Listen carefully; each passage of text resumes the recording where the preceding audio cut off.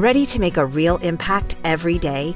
Join the Active Day Home Care team and help clients maintain their independence in the comfort of their own homes. Make a difference in someone's life as you provide essential daily assistance and protect their health and happiness. Earn up to $20 an hour and enjoy additional perks like optional daily pay, 401k, paid time off, ongoing educational training, and more. Join a team that values care, compassion, and your professional growth. Visit activeday.com to apply.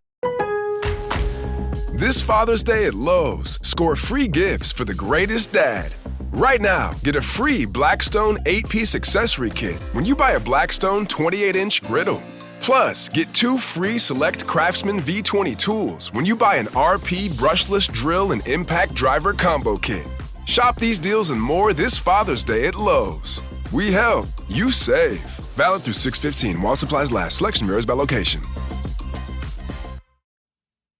Hey stranger, just a warning before we jump in. This episode sort of unexpectedly veers into topics of sexual assault and rape. Please take care when listening. Can an energy drink corrupt? Can the packaging on a product be a hidden incantation? And can the character on the label be an effigy for a demon that waits, hungry for your soul, to be released when the top is popped? Can the hiss of a can being opened be the hiss of fire and brimstone? The hiss of the vipers of hell? Welcome to Strange and Unexplained with me, Daisy Egan. As you probably know by now, 99% of my episodes come from listener suggestions. Occasionally, I come across a story all by my little self that interests me enough to dive in and cover, but the vast majority of episodes are suggested by listeners. Today's episode was suggested by a listener, and it seemed so silly and preposterous that I thought, how can I not cover this?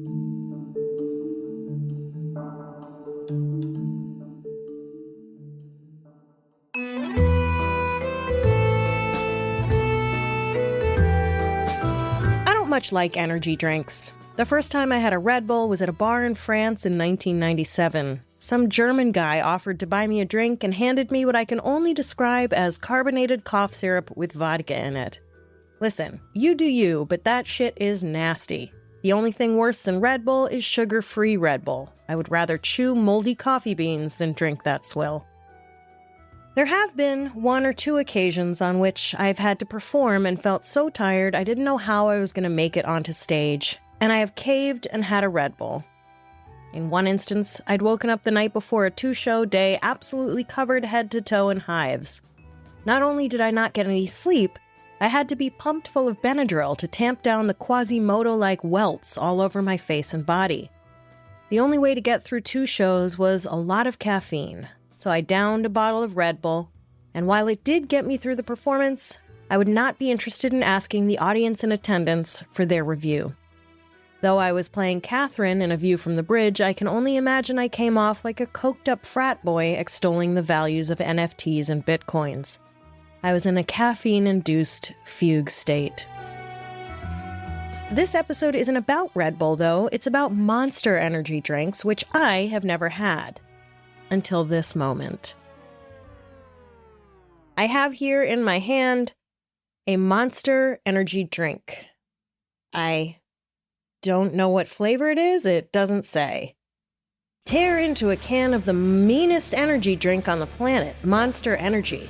It's the ideal combo of the right ingredients in the right proportion to deliver the big bad buzz that only Monster can. Monster packs a powerful punch, but has a smooth, easy drinking flavor. Athletes, musicians, anarchists, co-eds, road warriors, metalheads, geeks, hipsters, and bikers dig it. You will too. Unleash the beast! Monster, I'm available for any voiceover gigs that you need. Here we go. Oh, God. It smells disgusting. I told him no apple flavor. I don't know what this is. Okay, here we go. It's got L-carnitine and taurine and B vitamins.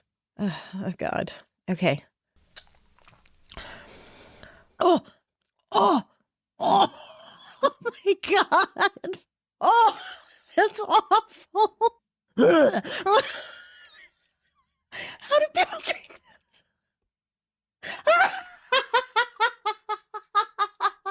That was like a liquefied, carbonated Jolly Rancher. Oh, it's sitting on the back of my tongue. God damn, don't drink this stuff.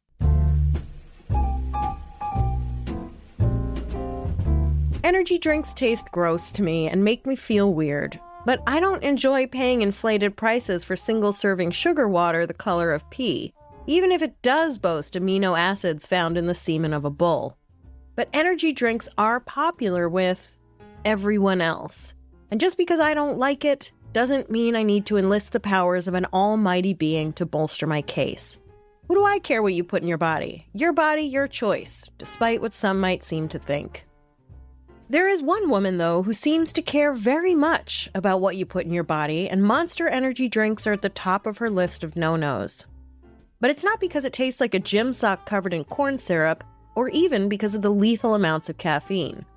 Christine Weick wants you to know that Monster energy drinks are the work of Satan. After tasting one, I may just agree. Hansen Natural Company had chugged along since the 1930s as a natural juice and soda brand.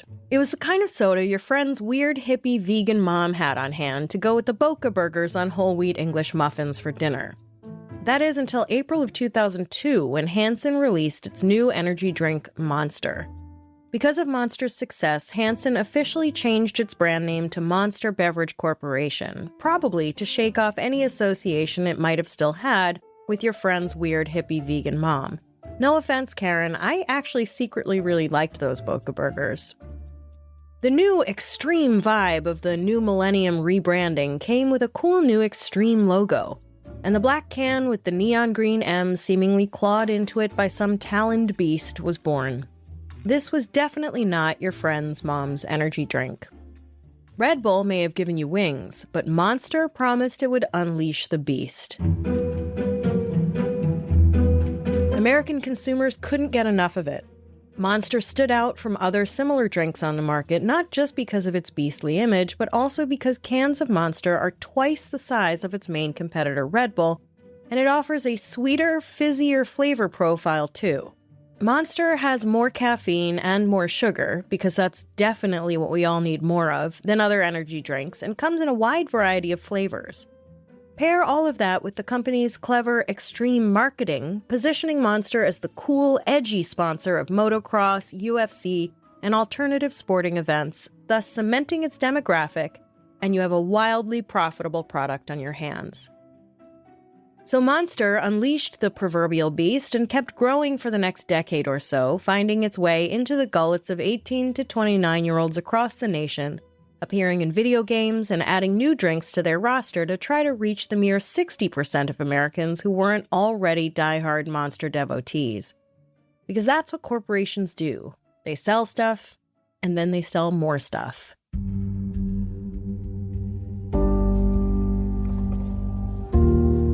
And then, in 2012, a 14-year-old girl from Hagerstown, Maryland, named Anais Fournier went into cardiac arrest after drinking 2 Monster energy drinks. Anais's parents claimed Monster energy drink was responsible for their daughter's death and sued the beverage company. Monster denied any responsibility for the girl's death. They said the 14-year-old had died due to a pre-existing condition, not because of drinking their product. The company's legal team released a press release that stated, quote, "Monster is very sorry for the family's loss, but the facts do not support placing the blame of the 14-year-old's untimely passing on Monster beverages," end quote. It is true that there may have been something going on with Anais Fournier's heart. CBS News reported in 2012, quote, "According to the coroner, Anais Fournier did have a mild underlying heart condition that was aggravated by the caffeine," end quote. But one has to wonder how serious this condition was and if it would have triggered cardiac arrest had she not been drinking the highly caffeinated Monster. Spoiler alert, this case ultimately got settled for an undisclosed amount. I don't want to leave you hanging too long on that. Now, after Anais Fournier's death, but before the settlement in the case, a San Francisco city attorney, Dennis Herrera, slapped a suit on Monster that accused the energy drink of, according to the Cochrane firm, quote, "causing brain seizures and cardiac arrests and marketing its drinks to children as young as 6 years old." Monster filed a countersuit claiming Herrera is seeking publicity, that its products have less caffeine than Starbucks coffee, and that the lawsuit unconstitutionally burdens commercial-free speech. End quote. Okay, Bob, but middle schoolers aren't going to Starbucks and ordering 2 venti Americanos and slinging them down back to back, you know? And I can hear you yelling at me that kids are indeed patronizing Starbucks at increasing rates, but as far as I can tell, it's mostly to drink those disgusting pink concoctions, which are not actually coffee. That's how they get them. They have to get them young to build brand loyalty. How else do they expect to keep them once they learn just how gross their coffee actually is? And while I am certainly a champion of the First Amendment, I don't think anyone had a company's ability to shill high-octane blue raspberry slurry to teeny boppers in mind when they tacked that one onto the Bill of Rights.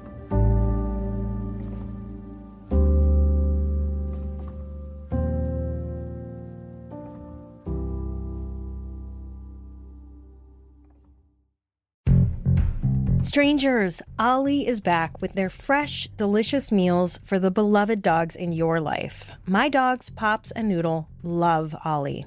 If your dogs could talk, they'd warn you about what's lurking in their bowl. Mass-produced kibble isn't just unappetizing, it could be a crime against canine health. Mysterious byproducts, unpronounceable preservatives, and who knows what fillers. Sounds more like evidence from a crime scene than dinner.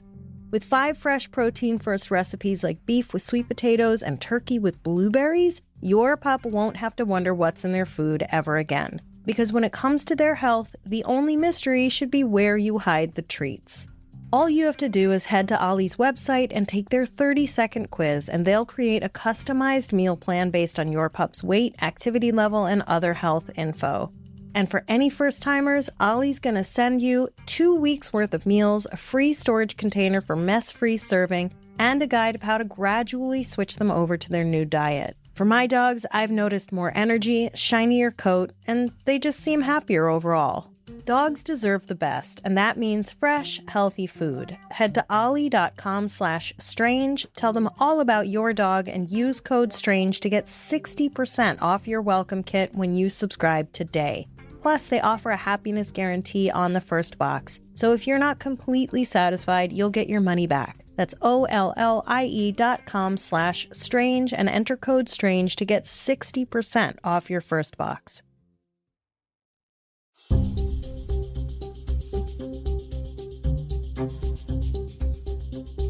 Another law firm, Morgan & Morgan, that claims to be America's largest injury law firm, goes so far as to imply that the folks at Monster are practically admitting liability right there on their cans. Quote, with product names like Assault, Chaos, and Ripper, and copy that proudly describe their signature drink as a killer brew, Monster proudly advertises its line as threatening. The company's taglines encourage people to tear into the product so it can deliver the big bad buzz that only Monster can. Monster also informs consumers that the drink contains only the ideal combo of the right ingredients in the right proportion, falsely implying the combination has been properly tested. End quote. Listen, label's gonna label, you know what I mean? Just because the cow on that package of ground beef you're buying looks peaceful out there in that field doesn't mean that the literal hundreds of cows it took to make that one package of meat had lives that looked anything like what's on the package. I'm no Madison Avenue type, but I watched Mad Men. I know that half the shit on any label is complete garbage. And, sure, my 12-year-old is very susceptible to this kind of marketing, but it's also my job as his parent to teach him to make healthy choices. Jesus, I'm starting to sound like some free market capitalist over here. Listen, I do expect the nutritional information and ingredients on the label to be truthful. But when you tell me that your brand of peanut spread is the one moms choose, I'll take that claim with a big dose of salt. You get me? Anyway. The Cochrane firm's piece on the lawsuit goes on to say, quote, the Food and Drug Administration is looking into deaths connected with energy drinks, including 5 reports linked to Monster drinks, but stated reports do not conclusively prove a causal link. The FDA does not currently regulate the amount of caffeine contained in energy drinks, but does limit the amount contained in colas. The American Medical Association recently voted for a policy banning the marketing of energy drinks to anyone under 18. Energy drinks contain massive and excessive amounts of caffeine that may lead to a host of health problems in young people, including heart problems. And banning companies from marketing these products to adolescents is a common-sense action that we can take to protect the health of American kids, Dr. Alexander Ding, AMA board member, said in a June 18th release, end quote. Wait a second. 5 reports? Yes, stranger, it turns out Anais was not the only person to die after drinking Monster. The FDA investigated 5 deaths and 1 non-lethal heart attack that were potentially connected to Monster between 2009 and 2012. In one case from 2012, also detailed on the Cochrane Group's website, 19-year-old Alex Morris purportedly drank 2 pints of Monster energy drink a day over a 3-year period before he collapsed and died due to cardiac arrhythmia due to cardiomyopathy. The lawsuit that followed accused the company of, quote, defective product design, failure to warn consumers, negligence, fraud, and wrongful death, end quote. I'm going to hazard a guess that the rest of Morris's diet wasn't exactly 5 servings of fruit and veggies a day. When they say eat a rainbow every day, they don't mean a pack of Skittles. It's probably impossible to point to one thing in Morris's diet that led to his tragic and untimely death. Many, many things cause heart problems. It's not like someone who smokes 2 packs a day getting lung cancer and being like, where did this come from? It was the cigarettes. In Morris's case, it might not be so clear-cut.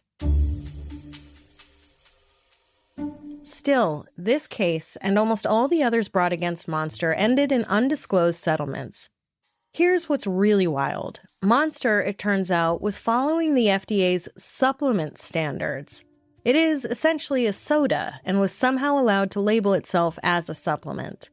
The company is now required to adhere to food standards, and Monster is officially considered a drink now. LOL. Along with that, Monster's label must now actually list caffeine amounts, and the drink has warning labels on its products. Doesn't sound all that blameless to me. But it isn't just the high levels of caffeine that make energy drinks dangerous. The National Library of Medicine published an article in 2023 on the subject that said energy drinks, quote, typically contain large amounts of caffeine, added sugars, other additives, and legal stimulants such as guarana, taurine, and L-carnitine, end quote. And the article tells us, quote, consequences of this consumption pattern have led to a rising incidence of young individuals seeking medical attention in emergency departments due to an array of adverse health outcomes.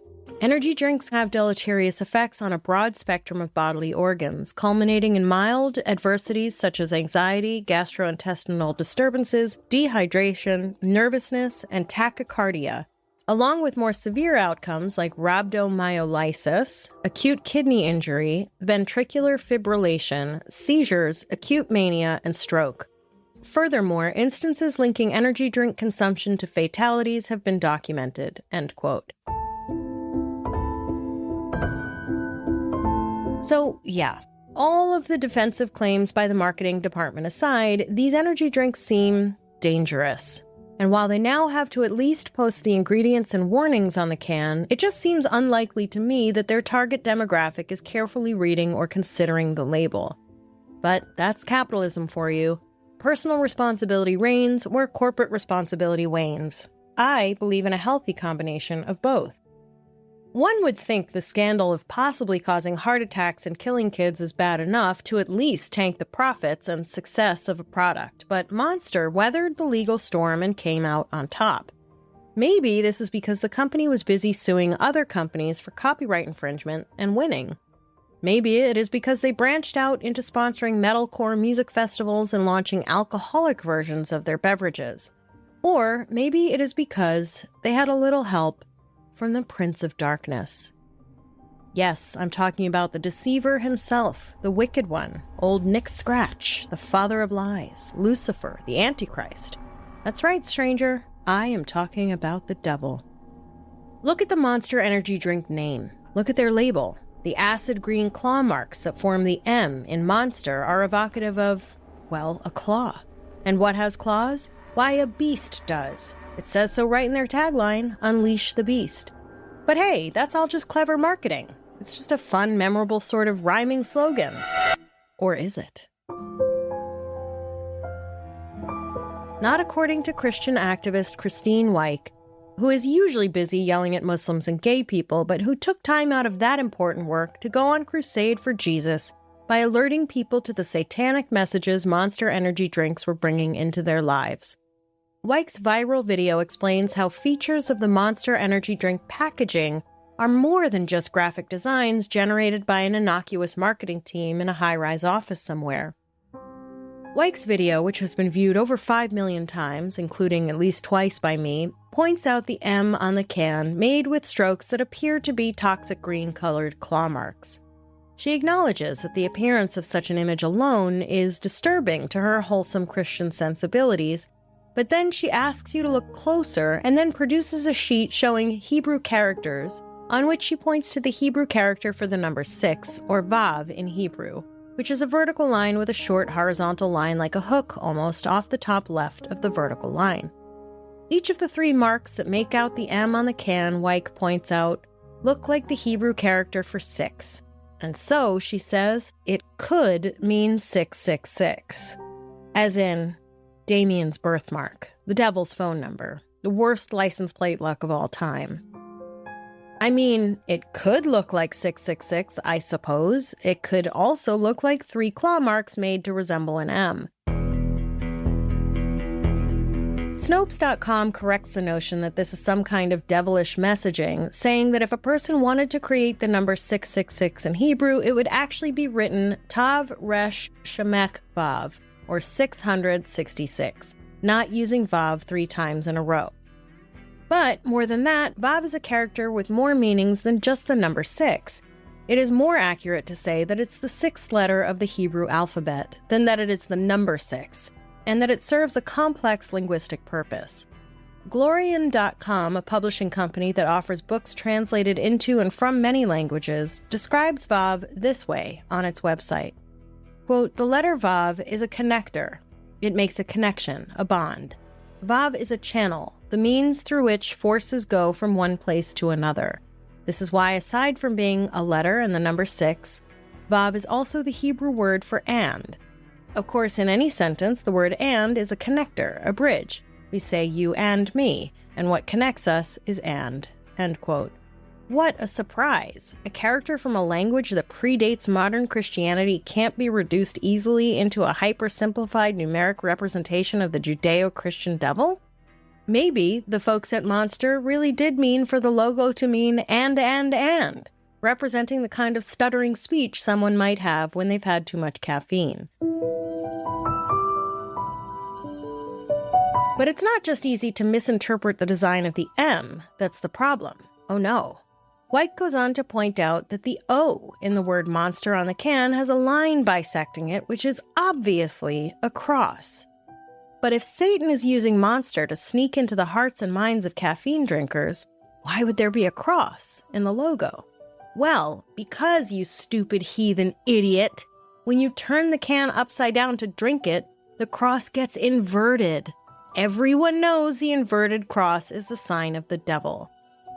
Actually, sorry goths and Spirit Halloween Store, in spite of having been co-opted into an emblem of evil by 80s metal bands, B-horror movies, and lapsed Christian teenagers trying to be badass, the upside-down cross actually represents the martyrdom of St. Peter.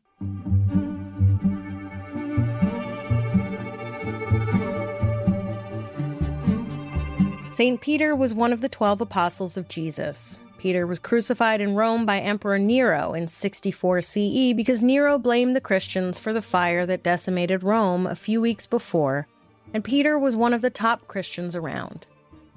When they went to nail him to the cross, he begged to be crucified upside down because he didn't feel worthy of the same treatment Jesus had received during his crucifixion. Because of this, to the devout, the inverted cross is, or should be, a symbol of humility, devotion, and sacrifice, not a symbol of the unholy and favorite face decoration of King Diamond. But guess what? The cross in the O of the Monster logo isn't even a cross. According to Snopes, it's, quote, Phi, a pre-Christian Greek character that has nothing to do with Christianity, witchcraft, or satanic messaging, end quote. So there. I mean, honestly, I don't really know why that symbol would be on a can of crappy knockoff Gatorade either. Did they anticipate a lot of classics majors needing their peppy beverage to get through the Iliad in ancient Greek? If I had to guess, I would imagine that the marketing department just stumbled on a shape that just seemed cool to them. It's probably meaningless, like life itself. Sigh.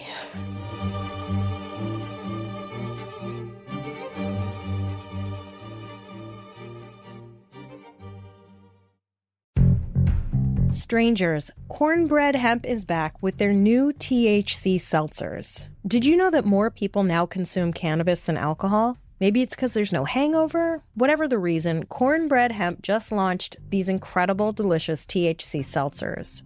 Now, you know me, I can't really do THC, but my buddy Stacy swears by them. She tells me it tastes and feels amazing, and it's great for barbecues, the beach, wherever you're hanging out. It's a low-calorie drink with only 30 calories and 5 grams of sugar. Plus, it's made with pure THC and all natural ingredients, no synthetics. It's perfect for unwinding, kicking back, and enjoying the moment without alcohol or a hangover. It comes in 4 delicious flavors: blueberry breeze, peach iced tea, raspberry limeade, and salted watermelon. Right now, Strange and Unexplained listeners can save 30% off their first order and enjoy free shipping on orders over $75. Head to cornbreadhemp.com/strange and use code STRANGE at checkout. That's cornbreadhemp.com/strange, code STRANGE. Cornbread Hemp. This is the good life. This podcast is sponsored by IQ Bar. Hi, I'm Will, and I created IQ Bar to empower doers like you with clean, delicious, low-sugar brain and body fuel. Millions of people rely on our protein bars and hydration mixes to win their day. Turns out Thomas Keller, Michelin star chef of the French Laundry, is one of them. We've teamed up with Chef Keller to craft a bar and hydration mix that marry world-class flavor with exceptional nutrition. Our special edition salted caramel chip bar delivers all the decadence of a fine dining dessert plus protein minus sugar and carbs. And our zero sugar yuzu mango hydration mix packs an authentic citrusy punch and a mental boost from lion's mane and magnesium. The best part? 10% of sales go directly to Chef Keller's nonprofit that supports aspiring young chefs. Great taste, great nutrition, great mission. Total no-brainer. Go to IQBar.com today and enter promo code KELLER20 to get 20% off all IQ Bar products plus free shipping. That's IQBAR.com, promo code KELLER20.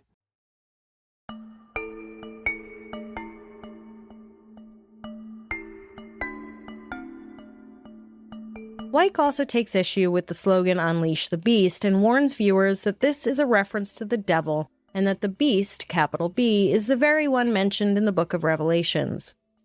These details raise big questions about the morality of Monster Energy. The final nail in the satanic coffin for Wyke seems to be the point in her video where she points out the initials BFC on the label and shares the scandalous meaning behind them. Big fucking can. Jesus, as everyone knows, doesn't like swearing. It makes him sad. Wait, does that mean that beloved children's book by notable Nazi sympathizer Roald Dahl is actually the big fucking giant? Oh no, that changes everything. Also, that has to be a porno, right? Wyke also points her viewers to the claim on the can, which said something like, "MILFs love it and you will too." Do you know what a MILF is? Wyke cries out to her viewer. What's the problem here, lady? What's wrong with MILFs loving something? You know who loves MILFs? Jesus. Famously, Jesus loves literally everyone. It's his entire brand. So what's your problem, Christine? Are you saying Jesus is wrong? Also, maybe they mean monsters I'd like to fuck. We don't know. Monster has removed that particular tagline from its products in any case. Good job, Christine. You did it. I mean, I think we can all agree that Monster's marketing is tasteless and caters to the same demographic that buys Axe body spray in bulk. But tacky as it is, it's not even the most offensive thing I've seen today. I watched a video of Marjorie Taylor Greene this morning. Still, Wyke is convinced. This is how clever Satan is and how he gets into the Christian home and a Christian's life, Wyke says in the video, and it breaks God's heart. Because I guess as a devout Christian, she is intimately acquainted with the condition of God's heart, which incidentally, in its broken state, would be a lot more vulnerable to the deleterious effects of Monster Energy drink. Remember, your God is an awesome God, but he's also apparently really sensitive and is heartbroken when you drink this particular brand of energy drink. What would Jesus do? How does he feel about Red Bull, I wonder? Does it make him sad that Red Bull claims to be able to endow its drinker with wings? That is, after all, only something God should be able to do. So this is how they get you. This is how it happens. This is how the Dark Lord takes hold of the innocent, through sugary, highly caffeinated drinks. Hey, I've heard crazier. If the Hare Krishnas believe they can bring Krishna to the masses through their tasty vegetarian cooking, then who's to say Satan can't slip in with the teenage snacks in the grocery bag? And Monster Energy has been, prior to these accusations, arguably pretty monstrous. Also, I will remind you, stranger, this is not even the first time sugary soft drinks have been used to dispense death and carry out a dark destiny. Jim Jones, anyone? But if Christine Weich's claims about Monster Energy are baseless, is there any truth at all to the very stubborn and pervasive rumors about the energy drink's dark associations? Is all of this demonic stuff, plus all the deaths and lawsuits associated with Monster, just coincidentally evil? Or is that just what they want you to think? Unsurprisingly, Monster Energy spokesman Mike Citrick disavowed the claim that Monster is Satan's favorite refresher when he was interviewed by the Washington Post in 2017. Quote, "This fabricated devil theory is delusional, fanatical, or simply trying to besmirch the good name and reputation of a successful company and brand." End quote. Of course he said that, but what spokesman for a satanic product being peddled in the free market would admit to it? I think it's wild that a $51 billion company would actually respond to these kinds of claims. That they wouldn't just ignore the accusations as fantastical and absurd might be the most damning thing of all. Doesn't the Monster HR department have better things to do than state the obvious? Actually, they do. It may not come as a shock to most of you, but several executives at Monster have been accused of sexual harassment, sexual assault, and rape. At least 5 former employees have brought accusations against higher-ups at the company. If Weich thinks people drinking gross soda makes God sad, she's gonna have a fucking field day with this one. Perhaps the weirdest thing about all this is that when it comes to evil beverage companies, Monster isn't alone. You know that adorable bear in pajamas and a little cap sleeping in an armchair on the box of Sleepy Time tea? Well, turns out that bear might just be a messenger of some pretty subversive shit. According to the website moodyteas.co, the Celestial Seasonings Company's co-founder Mo Siegel is a, quote, ardent follower of the Urantia book, a dense and controversial text claiming to be a revelation from celestial beings.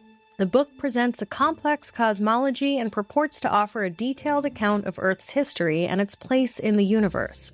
While it has a small but dedicated following, many critics consider it pseudo-scientific and, at times, racially problematic. End quote. In fact, Siegel is now the president of the Urantia Foundation. The Urantia Foundation, as far as I can tell from its website, is a cult whose purpose is to spread the seed of the message some people apparently received from divine and/or alien beings about the mysteries of life and the universe. The full book is over 2,000 pages, consisting of 196 papers, and is divided into 4 parts. It covers topics such as the nature of God, the organization of the universe, the history of Earth, and the life and teachings of Jesus.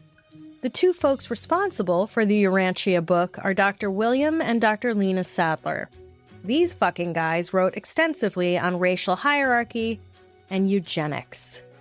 The Urantia book claims that Adam and Eve and Satan were alien beings, and goes on to claim a hierarchy of races. According to a piece on Medium, quote, the book openly promotes eugenics, the belief in race purification.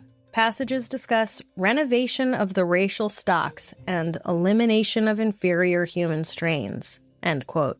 So that's fun. The piece on Medium also has this to say, quote, the Urantia book has faced severe criticism for its views on race and eugenics. Some passages suggest a hierarchy of races which is deeply troubling and blatantly racist. While Siegel himself may not have publicly endorsed these specific views, his close association with the book casts a long, dark shadow over Celestial Seasonings. Critics argue that supporting the company indirectly supports the propagation of these deeply offensive and harmful ideologies. End quote. It's hard to argue that the president of a foundation whose main Bible, as it were, spouts this kind of hateful shit doesn't subscribe to said hateful shit. And Celestial Seasonings isn't the only tea brand with a problematic history. The Yogi tea brand was founded by followers of Siri Singh Sahib, aka Yogi Bhajan, and his 3HO movement. In 1969, he established the 3HO Foundation in Los Angeles and quickly amassed a significant following. 3HO claims to promote a lifestyle of healthy living, vegetarianism, and community service. 3HO has established yoga centers, ashrams, and businesses like the Yogi Tea brand worldwide. It also somehow managed to worm its way into the UN. According to the now defunct 3HO's website, quote, in 1994, 3HO became a member of the United Nations as an NGO, end quote. Bhajan died in 2004. In 2019, his former secretary, Pamela Sahara Dyson, published a book titled Premka, White Bird in a Golden Cage, My Life with Yogi Bhajan, in which she recounted that she and other women had sexual relationships with Harbhajan Singh.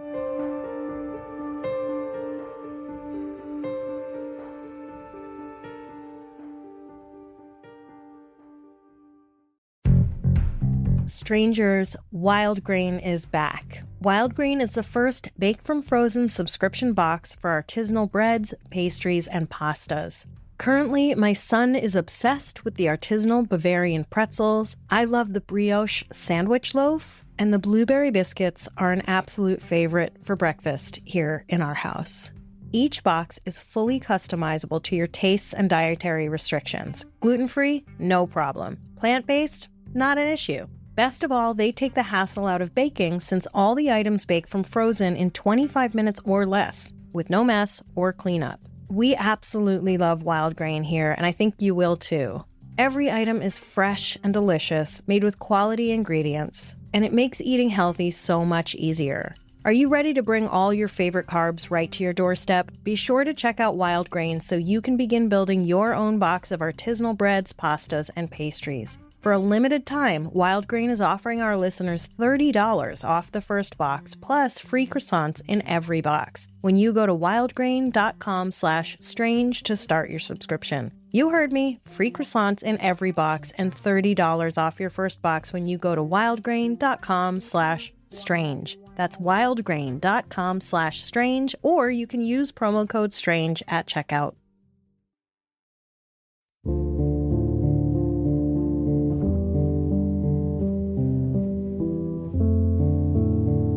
The next year, anti-cult activist B. Schofield published a piece about Bhajan alleging far more than innocuous sexual relationships between Bhajan and some of his female followers. The Siri Singh Sahib Corporation commissioned the organization an olive branch to look into the allegations.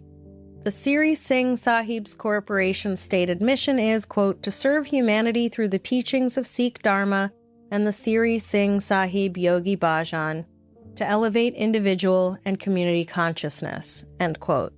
So, they asked Olive Branch to look into accusations against its own leader. The report by Olive Branch, published in August of 2020, was not great for Bhajan and his various followers.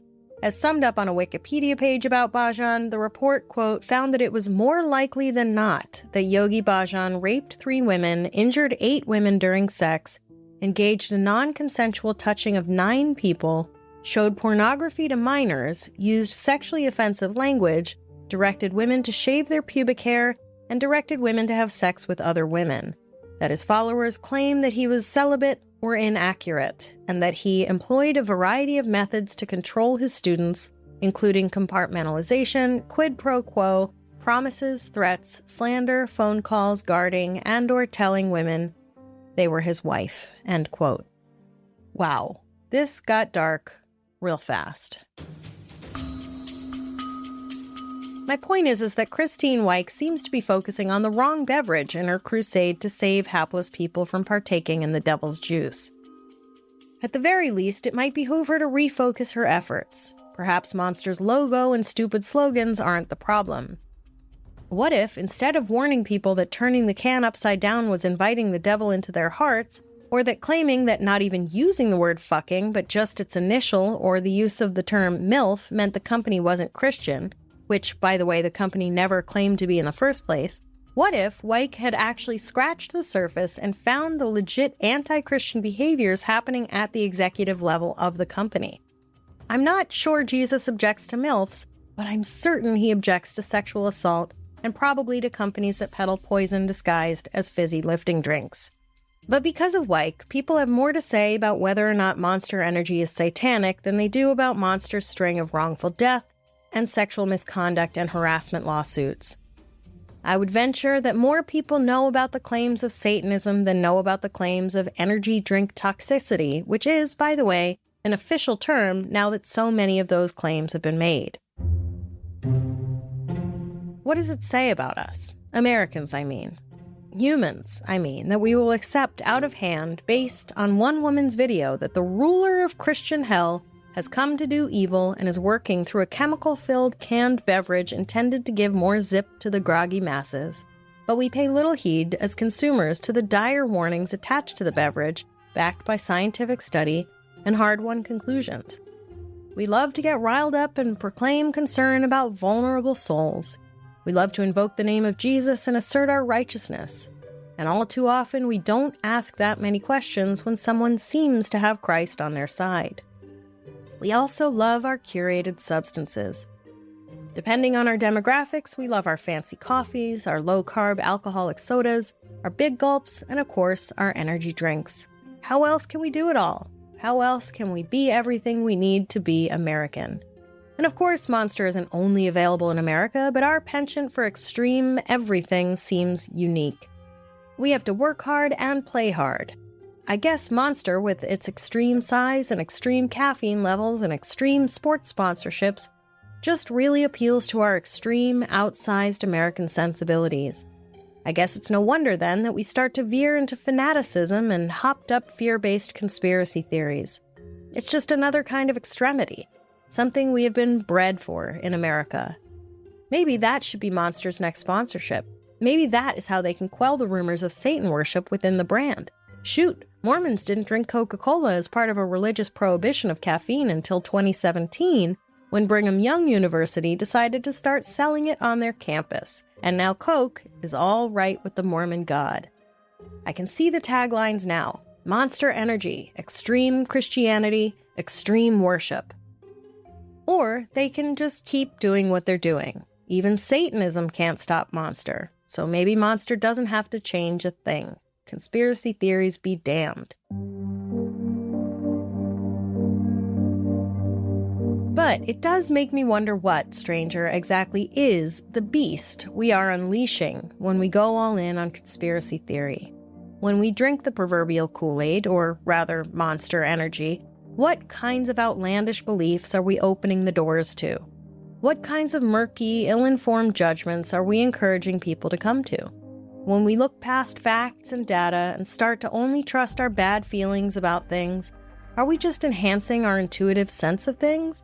Or are we shutting down our critical minds and abandoning the hard-won analytical skills that have kept us alive, at the top of the food chain, and evolving for all of human history?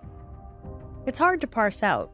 Maybe I should have a brain fog-clearing, highly caffeinated energy drink to help me decide. On second thought, I think I'll go take a nap.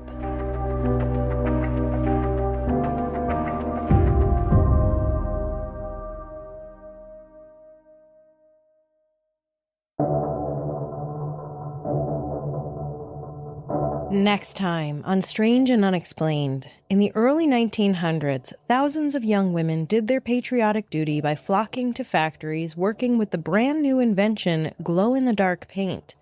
Before long, these so-called ghost girls were literally falling apart. Turns out ingesting radium is bad for you. Strange and Unexplained is a production of Three Goose Entertainment with help from Grab Bag Collab. This episode was written by Eve Kerrigan and me, Daisy Egan, with research by Joe Gordette. Sound design and engineering by Jeff Devine. Music by Epidemic and Blue Dot Sessions. If you have an idea for an episode, head to our website, strangeandunexplainedpod.com, and fill out the contact form. I will write back.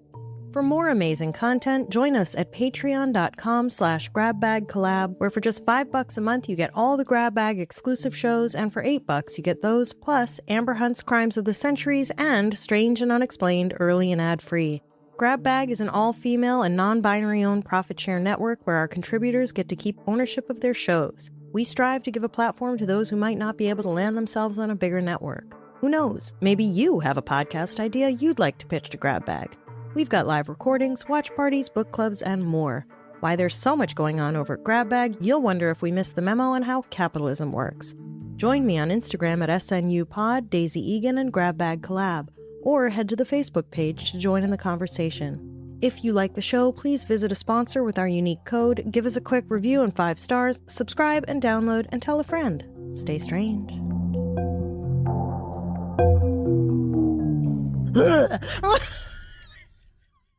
How do people drink this?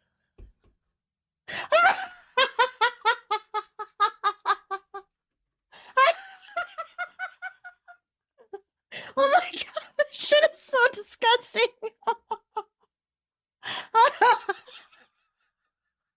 Sorry. Oh my god. It lingers. Sorry. Oh my god. Hold on, I'm washing it down with some coffee. Oh, wow. Ugh.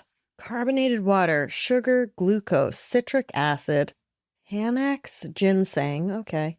Oh my god. D-glucuronolact. I mean, that's gross. Whew.